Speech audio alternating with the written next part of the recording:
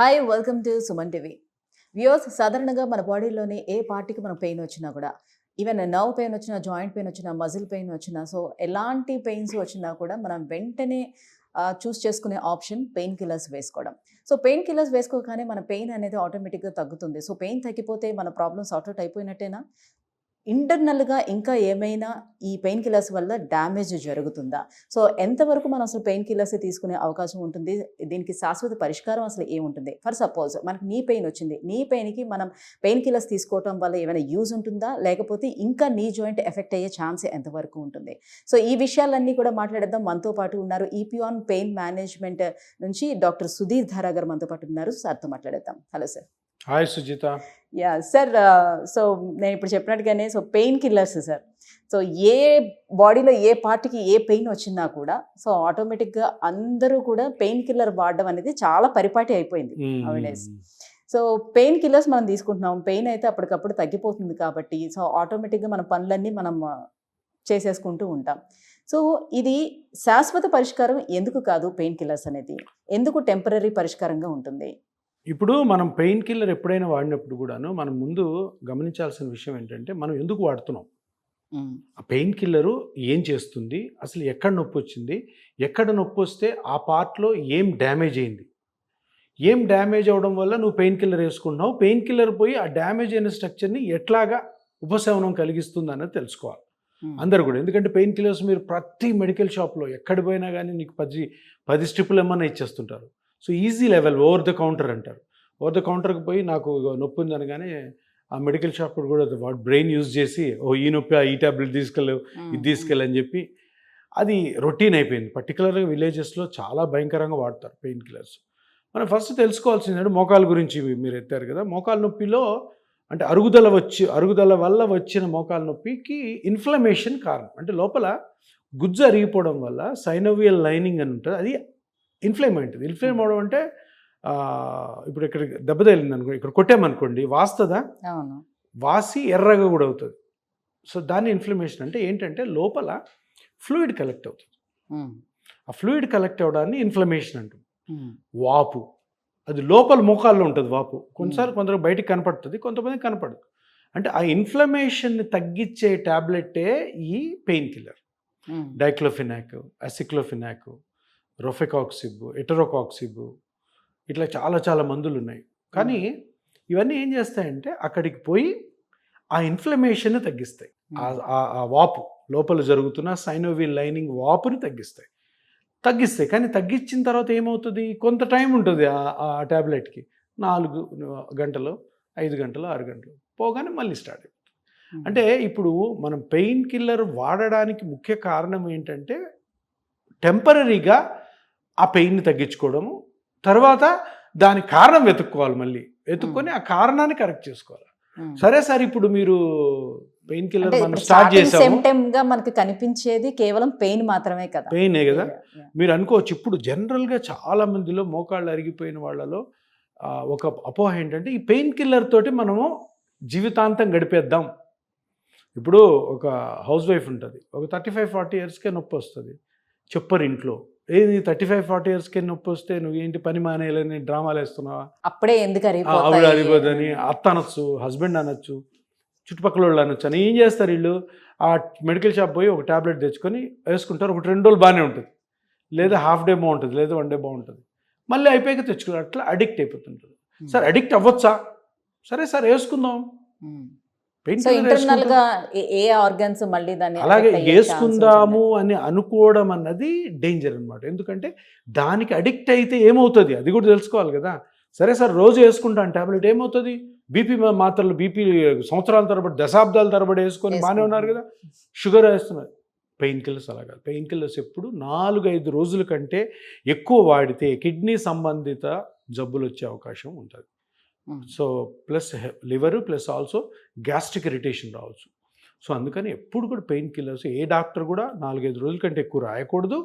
పేషెంట్లు కూడా తప్పకుండా అది 2-3 రోజులు వాడి వెంటనే దానికి జరుగుతున్న ప్రాబ్లమ్ని కనుక్కొని దాని నుంచి బయటపడే మార్గం ఆలోచించాలి, కానీ పెయిన్ కిల్లర్స్తోనే ఉండకూడదు. ఎందుకంటే ఇప్పుడు మోకాలు నొప్పి వచ్చిన వాళ్ళు దగ్గర 60-70% పెయిన్ కిల్లర్స్ మీద ఉన్నారు. ఆ మెడికల్ షాప్ కూడా చెప్పడు, వద్దమ్మా ఇక్కడ వాడకూడదు ఇవి, ఎందుకంటే దీనివల్ల కిడ్నీ ప్రాబ్లమ్స్ రావచ్చు, గ్యాస్ట్రిక్ ఇరిటేషన్, స్టమక్ సంబంధించిన ఇబ్బందులు రావచ్చు అని చెప్పరు.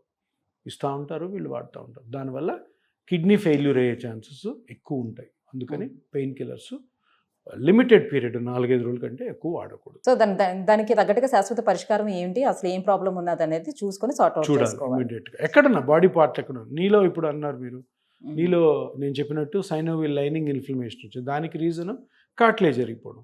సో కార్టిలేజ్ అరిగిపోవడం వల్ల సైనోవిల్ ఇన్ఫ్లమేషన్ వచ్చింది కదా, కార్టిలేజ్ని ఇంక్రీజ్ చేసే ట్రీట్మెంట్స్ తీసుకోవాలి. సో అలానే B12 డెఫిషియన్సీ, డి డెఫిషియన్సీ ఉన్నా కూడా, వైటమిన్ డి డెఫిషియన్సీ ఉన్నా కూడా, ఇవి సైలెంట్ కిల్లర్స్గా ఎలా పనిచేస్తాయి మన నీ జాయింట్కి? సో దాన్ని ఏ రకంగా మనం రికగ్నైజ్ చేసుకోవాలి? సో దానికి కూడా ఇప్పుడు వైటమిన్ డి కానీ B12 కానీ దానికి మెడిసిన్స్ ఉన్నాయి. సో ఇవి కూడా అతిగా వాడడం వల్ల ఏమైనా ప్రమాదం ఉంటుందా? వైటమిన్ B12, డి విటమిన్, ఈ రెండు కూడాను ఘోరమైన వాడుకలో ఉన్నాయి ఇప్పుడు. అంటే ఇష్టం వచ్చినట్టు వాడుతున్నాను అనమాట. అందరికీ డి తగ్గిపోయింది, నీకు వైటమిన్ B12 తక్కువ ఉంది అని చెప్పడం సాధారణంగా అందరిలో కనిపిస్తుంది ఇదేనా అంటున్నారు. ఎందుకంటే ఈ వైటమిన్స్ అన్నవి, వైటమిన్ B12 కానీ D3 కానీ విటమిన్స్ కదా. విటమిన్స్ అంటే అవి కెమికల్స్ కాదు, అవి బాడీకి చాలా మంచి. విటమిన్ అనగానే ఏదో ఫుల్ స్ట్రెంగ్త్ వచ్చేస్తుంది అనుకున్న భావనలో అందరు ఉంటారు. అందుకని పీపుల్స్ యాక్సెప్టెన్స్, జనాలు దాన్ని యాక్సెప్ట్ చేయడం ఈజీ. అందుకని ప్రతి ఒక్కడికి నొప్పి వచ్చినోడికి డాక్టర్లు వైటమిన్ డి, B12 ఏదో ఒకటి రాస్తుంటారు. చాలా తప్పు, 100% రాంగ్. దీనివల్ల మీ మోకాలు నొప్పులు కానీ, బ్యాక్ పెయిన్ కానీ, ఇతర లేదంటే షోల్డర్ పెయిన్ కానీ తగ్గడం అట్లా జరగదు. మీరు నార్మల్ పర్సన్ అనుకోండి, నార్మల్గా పొద్దున్న లేచి బ్రేక్ఫాస్ట్, లంచ్, డిన్నర్ చేస్తూ మీ పనులకు మీరు వెళ్ళే వాళ్ళలో జబ్బు లేకపోతే ఈ 2 విటమిన్లు తగ్గవు. ఒకవేళ మీకు అటువంటి డిసీజ్ ఏదన్నా ఉంటే, విటమిన్ B12 కానీ D3 కానీ తగ్గే డిసీజ్ ఏమన్నా ఉంటే, అప్పుడు టెస్ట్ చేసుకొని మీ బ్లడ్ లెవెల్స్లో వైటమిన్ B12, D3 తక్కువ ఉంటేనే ఈ వైటమిన్ B12, D3 వాడాలి, తప్పితే అనవసరంగా వాడకూడదు. ఇప్పుడు ఏంటంటే ఆ టెస్ట్ చేయకుండానే ఏదో నాన్ స్పెసిఫిక్గా బాడీ పెయిన్స్ ఉన్నాయి, లేదంటే ఎక్కడన్నా ఒక పార్ట్లోనే బాడీ పెయిన్ ఉందంటే, లేదమ్మా B12 తక్కువ ఉంటుంది వాడేసే అని చెప్పి రాయడము చాలా చాలా తప్పు. అది చేయకూడదు. అందరూ కూడా తెలుసుకోవాల్సింది ఏంటంటే విటమిన్ B12, D3 కూడాను టెస్ట్ చేసిన తర్వాత మీ బాడీలో వాటి లెవెల్స్ బాగా తక్కువ ఉంటేనే డాక్టర్ గారి పర్యవేక్షణలో ఈ విటమిన్లు వాడాలి. ఇష్టం వచ్చినట్టు విటమిన్ అనుకోని చెప్పి అది వాడద్దు, దానివల్ల డేంజర్. రూపంలో బాగానే దొరుకుతున్నాయి అవి, టాబ్లెట్స్ రూపంలో కావచ్చు, జెల్లీ రూపంలో కావచ్చు. ఇవి కాకుండా ఇప్పుడు ఇవి కూడా సరిగ్గా పనిచేయవు అని చెప్పి ఇంజెక్షన్స్ రూపంలో తీసుకుంటున్నారు కదా, ఏది ఎఫెక్టివ్గా పనిచేస్తుంది? సో ఎంత మోతాదులో తీసుకుంటే ఎలా పనిచేస్తుంది? ఇది ఎవరు డిసైడ్ చేయకూడదు. డాక్టర్ తప్పకుండా దాని లెవెల్స్ కనుక్కొని అవి తక్కువ ఉంటేనే ఈ ట్యాబ్లెట్స్ కానీ ఇంజెక్షన్స్ కానీ వాడాలి. అనవసరంగా వాడడం వల్ల విటమిన్ లెవెల్స్ హై అయిపోయినా కూడా డేంజర్ ఉంటుంది. సో తప్పకుండా మీకు ఏదన్నా మీకు డౌట్ వస్తే వెంటనే ఒక బ్లడ్ టెస్ట్ చేయించుకొని ఆ పర్టికులర్ విటమిన్ బ్లడ్ టెస్ట్ చేసుకొని అది తక్కువ లెవెల్స్లో ఉంటేనే ఈ ట్యాబ్లెట్లు కానీ ఇంజెక్షన్ వాడాలి. ఈ ఇంజెక్షన్లు ట్యాబ్లెట్లు వాడడం వల్ల ఫలానా స్ట్రక్చర్ డ్యామేజ్ అయింది, దానివల్ల విటమిన్స్ తీసుకోవడం వల్ల అవి కవర్ అవుతాయి అనుకుని 100% అబద్ధం నమ్మొద్దు. సరే, అయితే ఈ పెయిన్ కిల్లర్స్కి స్టెరాయిడ్స్కి డిఫరెన్స్ ఏంటి? రెండిట్లో ఏది డేంజర్? పెయిన్ కిల్లర్స్ అన్నవి నేను చెప్పాను కదా ఇంతకుముందు, inflammation, anti inflammatory, non steroidal anti inflammatory drugs అంటారు, NSAIDs అంటారు. ఇవి పెయిన్ కిల్లర్స్. డైక్లోఫెనాక్, అసెక్రోనాక్, ఎట్రోకాక్సిబ్, సెలెకాక్సిబ్ అని ఉన్నాయి కొన్ని. ఇవి ఏం చేస్తే ఇన్ఫ్లమేషన్ తగ్గిస్తాయి. స్టిరాయిడ్ ఏంటి? స్టిరాయిడ్ కూడా ఇన్ఫ్లమేషన్ తగ్గిస్తుంది. స్టిరాయిడ్ ఏంటంటే స్టిరాయిడ్ ఈ NSAIDs కంటే కూడా చాలా పవర్ఫుల్. సో స్టిరాయిడ్స్ అన్నవి కూడా యాంటీ ఇన్ఫ్లమేషన్, నొప్పిని తగ్గించేవే, కాకపోతే చాలా పవర్ఫుల్ కాబట్టి చాలా సైడ్ ఎఫెక్ట్స్ కూడా ఉంటాయి దానికి. ఓకే. NSAIDs ఏవైతే పెయిన్ కిల్లర్స్ అన్నామో వాటి వల్ల మీకు kidney problem, liver problem, stomach irritation రావడం జరగచ్చు. కానీ స్టెరాయిడ్ వల్ల హెడ్ టు టో ఎక్కువ రోజులు తింటే మొత్తం బాడీ అంతా డ్యామేజ్ అయ్యే అవకాశాలు ఉంటాయి. అందుకని స్టెరాయిడ్స్ కూడా మీరు అన్నట్టు కరెక్టే. స్టెరాయిడ్స్ కూడా ఈ విలేజెస్లో డాక్టర్స్ కంటిన్యూస్ పెడుతుంటారు. ఆ చిన్న వాళ్ళే తగ్గుతుంది అనమాట. వాళ్ళ నొప్పి తగ్గి 1 day 24 hours ఏ పని చేస్తున్న నొప్పి ఉంటుంది, మళ్ళీ నెక్స్ట్ డే కావాలి. కానీ దానివల్ల ఏమవుతుందంటే హెడ్ టు టో స్టెరాయిడ్ వల్ల ఎక్కువ రోజులు వాడితే. స్టెరాయిడ్ని కూడాను ఎంతవరకు వాడాలి, ఏ కండిషన్కి వాడాలని తప్పకుండా గైడ్లైన్స్ ఉంటాయి. ఆ గైడ్లైన్స్ ప్రకారం పోవాలి. కానీ నొప్పి తగ్గిస్తుంది కదా అని స్టెరాయిడ్స్ ఎప్పుడు వాడకూడదు, చాలా డేంజర్. కానీ ఇప్పుడు దగ్గర మన విలేజెస్లో ఇండియాలో మనం కాదు, నార్త్ ఇండియాలో కొన్ని విలేజెస్లో అయితే ప్రతి ఒక్కరు స్టెరాయిడ్ మీద ఉంటారు. ఏదో ఒక నొప్పి ఉంటుంది 35-40 ఏళ్ళ దాకా. దాంతో ఏంటంటే బీపీ రావచ్చు, షుగర్ రావచ్చు, కిడ్నీ ప్రాబ్లమ్స్ రావచ్చు, స్కిన్ ప్రాబ్లమ్స్ రావచ్చు, ఫ్యాట్ అక్యుములేట్ అవ్వచ్చు. స్టెరాయిడ్ తోటి చాలా మెటబాలిక్ డీరేంజ్మెంట్స్ కావచ్చు. ఆల్రెడీ బీపీ షుగర్స్ ఉండేవాళ్ళు ఈ పెయిన్ కిల్లర్స్ కానీ స్టెరాయిడ్స్ కానీ తీసుకుంటే ఏమైనా ఇబ్బంది ఉంటుంది? బీపీ షుగర్ స్టెరాయిడ్స్తో షుగర్స్ హై అవుతాయి, షుగర్స్ చాలా హై అవుతాయి. అది డేంజర్. ఎందుకంటే నువ్వు షుగర్ ట్యాబ్లెట్స్ వాడుతూ స్టెరాయిడ్ వేసుకోకముందు నీ షుగర్ కంట్రోల్లో ఉంది. స్టెరాయిడ్ వేసుకున్నా అంటే షూటప్ అయిపోతాయి. సో అందుకని అంటే నేను అనేది ఏంటంటే ఏ మందు వాడాలన్నా కానీ దాన్ని మెడికల్ డాక్టర్ పర్యవేక్షణలో వాడాలి. దానికి టెస్ట్ చేసుకోవాలి. ఇష్టం వచ్చినట్టు మెడికల్ షాపులో మటుకు ఎప్పుడు కొనకూడదు. కొని వెంటనే వేసుకున్నాము, మనకి రిలీఫ్ దొరికింది, మళ్ళీ నెక్స్ట్ డే మళ్ళీ వేసుకున్నాం అనుకుంటే చాలా డేంజర్. దానివల్ల వచ్చే కాంప్లికేషన్స్ వల్ల మనిషి తొందరగా బెడ్ రిడన్ అయిపోతాడు. సో అందుకని ప్రతి దాన్ని కూడా జాగ్రత్తగా వాడుతూ డాక్టర్ గారి రిక్వెస్ట్ తోటి, ఆయన రిక్విజిషన్తోనే మనం మందులు వాడతాం. రైట్. పెయిన్ కిల్లర్స్ ఎక్కువగా వాడకూడదు అంటున్నారు, స్టెరాయిడ్స్ వాడకూడదు అని అంటున్నారు, అలాగే వైటమిన్ సప్లిమెంట్స్ కూడా ఎక్కువగా అని చెప్తున్నారు. సో ఇప్పుడు మరి పెయిన్ ఉంది, సో పని చేయిందే రోజు గడవదు, సో పెయిన్ తగ్గాలి, పని చేసుకోవాలి, అన్నీ సెట్ అవ్వాలి, దీనికి శాశ్వత సొల్యూషన్ ఏంటి? అందరూ కూడా సర్జరీకి వెళ్తే మళ్ళీ ఇంకా నేను బెడ్ రిడన్ అయిపోతే ఎప్పటికి లేస్తానో కూడా తెలియదు. మరి ఏంటి దీనికి శాశ్వత పరిష్కారం? అంటే నేను ప్రతి వీడియోలో చెప్తుంటాను కదమ్మా, ఎప్పుడన్నా కానీ మీకు మోకాలు నొప్పి వచ్చింది, లేదా షోల్డర్ పెయిన్ వచ్చింది, లేదా రిస్ట్ పెయిన్ వచ్చింది, లేదంటే హిప్ జాయింట్ పెయిన్ వచ్చింది, బ్యాక్ పెయిన్ వచ్చింది, ప్రతి పేషెంట్ కూడా ఫస్ట్ ఆఫ్ ఆల్ చేయాల్సిన పని అది ఎందుకు వచ్చింది, ఏ స్ట్రక్చర్ డ్యామేజ్ అవ్వడం వల్ల వచ్చింది. బ్లైండ్గా స్టెరాయిడ్స్ కానీ బ్లైండ్గా అనాలిసిక్స్ పెయిన్ కిల్లర్స్ కానీ వాడడం వల్ల నష్టమే జరుగుతుంది తప్పితే ఎటువంటి లాభము ఉండదు. సో అందుకని ఏం చేయాలంటే ఇప్పుడు ఉన్న లేటెస్ట్ టెక్నిక్స్ ప్రకారం, మీరు అన్నారు సర్జరీకి వెళ్ళలేను, సర్జరీకి వెళ్తే నా ఏజ్ సరిపోదు, లేదంటే సర్జరీ అయిన తర్వాత కాంప్లికేషన్ వస్తే నేను మూలబడిపోవాలా, లేనిపోనివన్నీ సర్జరీలు అయ్యే అవకాశాలు ఉన్నాయి కదా. సో ఇప్పుడు లేటెస్ట్ ట్రీట్మెంట్ ఏంటంటే, ఫస్ట్ ఆఫ్ ఆల్ మన దగ్గర ఈ కొత్త అల్ట్రాసౌండ్ మెషిన్స్ వచ్చాయి, మస్కులోస్కెలిటల్ డైనమిక్ అల్ట్రాసౌండ్ అని. దీంతో ఏ పార్ట్లో ఏది డ్యామేజ్ అవ్వడం వల్ల మీకు పెయిన్ వస్తుంది అన్న విషయము నీట్గా సింపుల్ స్కాన్ తోటి ఒక 15 minutesలో డయాగ్నోస్ చేయొచ్చు. చేసిన తర్వాత ఏ పార్ట్, ఇప్పుడు 4 పార్ట్స్ దెబ్బతిన్నాయి మోకాళ్ళలో, మనము 4 స్ట్రక్చర్స్ డ్యామేజ్ అయినట్టు మనకు తెలిసింది. అందులో ఏ స్ట్రక్చర్ డ్యామేజ్ అవ్వడం వల్ల మీకు నొప్పి వస్తుంది అన్నది కనుక్కోవడం చాలా ఇంపార్టెంట్. అందులో ఈ స్కాన్లో ఎక్స్పర్ట్స్ ఎవరైతే ఉంటారో వాళ్ళు చెప్తారనమాట, ఓకే ఇప్పుడు ఈ గుజ్జు అరగడం వల్ల నొప్పి వస్తుంది, లేదు లిగమెంట్ కట్ అవ్వడం వల్ల నొప్పి వస్తుంది, లేదు మెనిస్కస్ కట్ అవ్వడం వల్ల ఇబ్బంది వస్తుంది అని కనుక్కున్నప్పుడు దాన్ని మెజర్ చేసుకొని దాన్ని మళ్ళీ నార్మల్గా మీ రక్తంలోని కణాలతోనే చేసే అవకాశము ఇది లేటెస్ట్ ట్రీట్మెంట్.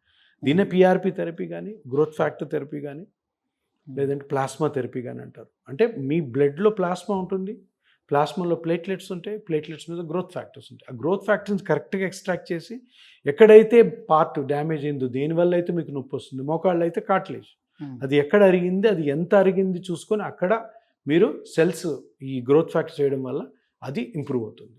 అది ఇంప్రూవ్ అయినప్పుడు దాన్ని మళ్ళీ సీక్వెన్షియల్ స్కాన్స్తో, ఈరోజు ఫస్ట్ టైం ట్రీట్మెంట్ స్టార్ట్ చేశాను, ఎంత పెరుగుతుంది, పెరిగిందా లేదా, పెరగకపోతే ఎందుకు పెరగట్లేదు, ఎలా పెరిగించాలి, మళ్ళీ ప్రోటోకాల్ చేంజ్ చేయాలి అని ఒక సీరియల్ స్కాన్స్ చేసుకుంటూ పేషెంట్ ఫాలోఅప్లు పెట్టుకొని కంప్లీట్గా రికవర్ చేయొచ్చు. సో ఇది లేటెస్ట్ ట్రీట్మెంట్. అంటే మీరు అంటున్నారు కదా, అందరూ భయపడుతుంటారు, పెద్ద పెద్ద ట్రీట్మెంట్స్కి వెళ్ళాలి, ఎవరైనా భయపడతారు. కత్తి కాలు మీద పెడతానంటే ఎవరికి ఇష్టం ఉంటుంది, అది ఎట్లా రియాక్ట్ అవుతుందో తెలియదు. సో చాలా ఇయర్స్ నుంచి మీరు ఈ పిఆర్పి చేస్తూ వస్తున్నారు కాబట్టి దీని సక్సెస్ రేట్ రోజుకి ఎలా పెరుగుతూ వస్తుంది? సక్సెస్ రేటు జనరల్గా వరల్డ్ వైడ్ సక్సెస్ రేట్ ఎంత ఉంది, నేను చేసిన దాంట్లో సక్సెస్ రేట్ ఎంత ఉంది. So world wide success rate దగ్గర 80 to 85%. అంటే 100 మందికి చేస్తే, కరెక్ట్గా చేస్తే, ఇది మళ్ళీ కరెక్ట్గా చేయాలా, టెక్నిక్తో చేయాలా, స్కాన్స్ ఉండాలి, స్కాన్స్తో ఫాలోఅప్ చేయాలి, డాక్టర్కి ఎక్స్పీరియన్స్ ఉండాలి, పేషెంట్ని కరెక్ట్గా సెలెక్ట్ చేసుకోవాలి, ఇవన్నీ తెలిస్తే 80 to 85% వరల్డ్ వైడ్ జనరల్గా డిఫరెంట్ ఇన్స్టిట్యూట్స్ చేస్తాం. మా దగ్గర మేము చేసిన ఇప్పటి వరకు కేసుల్లో దగ్గర 85 to 90% సక్సెస్ రేట్. ఎందుకు ఇంత చెప్తున్నానంటే, ఈ 8 సంవత్సరాల్లో దగ్గర 8 సంవత్సరాలు మేము చేసిన ఎన్ని నెంబర్స్ ఉన్నాయో వాళ్ళందరినీ మేము కరెక్ట్గా ఫాలోఅప్ చేస్తాం. ఏ పేషెంట్ వదలం. 8 సంవత్సరాలు అయినా కూడాను పేషెంట్ ఫోన్ చేసి అడుగుతుంటే ఎలా ఉంది, ఇది చేసినాను, దగ్గర మీకు 2019లో చేశాను, ఇప్పుడు వరకు మీరు ఎలా ఉన్నారు, ఏమేమి జాగ్రత్తలు తీసుకొని, చెప్పిన జాగ్రత్తలు అన్నీ తీసుకున్నారా లేదా, సో ఏమైనా ఇబ్బందులు వచ్చాయా, ఇబ్బందులు వస్తే వేరే ట్రీట్మెంట్ తీసుకున్నారా, లేదంటే మా దగ్గరకు వచ్చారా అని ఈ ఫాలోఅప్ పెట్టుకోవడం వల్ల రోజు రోజుకి ఈ పిఆర్పి మీద జనాల్లో నమ్మకం పెరుగుతుంది.